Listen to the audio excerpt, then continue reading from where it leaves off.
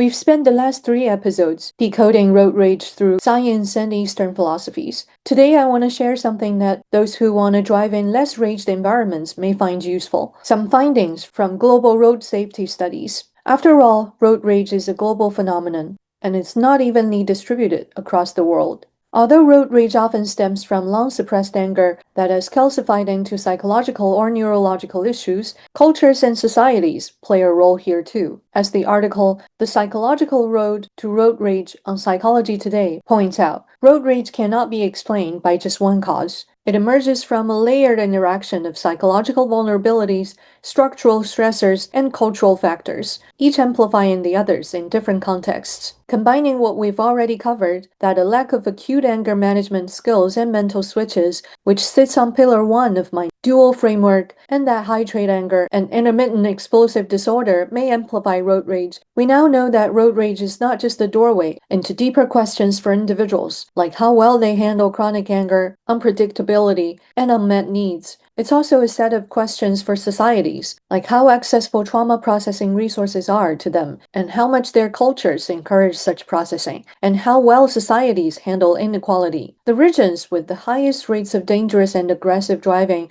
do share several features. According to the WHO's Global Status Report on Road Safety, Sub-Saharan Africa, South Asia, and parts of Southeast Asia and Latin America record the highest road traffic death rates globally, a pattern that often overlaps with environments where aggressive and dangerous driving is more common. India frequently tops media surveys on the most nerve-wracking countries to drive in. Cities like Bengaluru, Mumbai, and Pune are also consistently ranked among the world's most congested. Countries such as South Africa, Brazil, Thailand, Malaysia, and Russia frequently appear in media and commercial surveys on aggressive or worse driving nations. Moscow has also been listed among cities with high road rage scores in some of these surveys. I want to emphasize that there are cultural traits and people everywhere that I love. I've had some of my best trips to some of these places and would love to revisit them. In this episode, I'm simply sharing some studies and surveys on the specific road safety issue in different countries. So what do these regions have in common? Research by Gagsis, published in Perceptual and Motor Skills,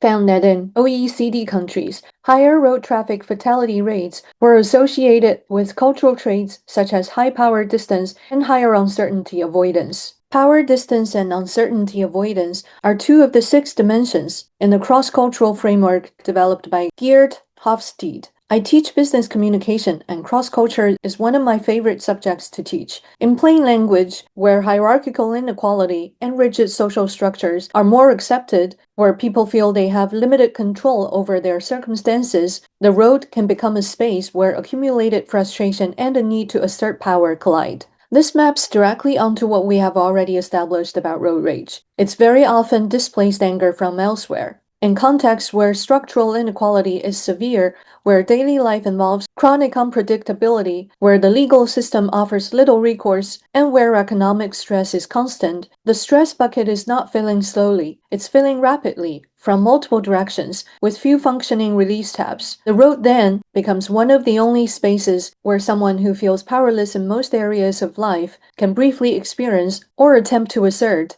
dominance. A separate but related factor is infrastructure. Road rage research in India has identified overcrowding, weak traffic enforcement, and chaotic road conditions as structural factors that create environments conducive to aggressive driving. When the road itself is unpredictable, when lanes are not respected, when rules are inconsistently enforced, when the driving environment is inherently threatening, the amygdala is receiving a near constant stream of threat signals, and the regulatory system is asked to work much harder than in orderly, well-enforced environments. At the other end of the spectrum, the countries consistently ranking as the safest and calmest to drive in, the Netherlands, Sweden, Estonia, and Switzerland, share a different set of cultural and structural features. They are strong social trust, low inequality, effective and consistent law enforcement, high-quality road infrastructure, and driver education systems that take emotional regulation seriously, alongside technical skill. Sweden's Vision Zero policy, which treats every road death as preventable, has produced markedly lower fatality rates and has helped reshape driving culture toward greater safety and responsibility. The conclusion is uncomfortable but important.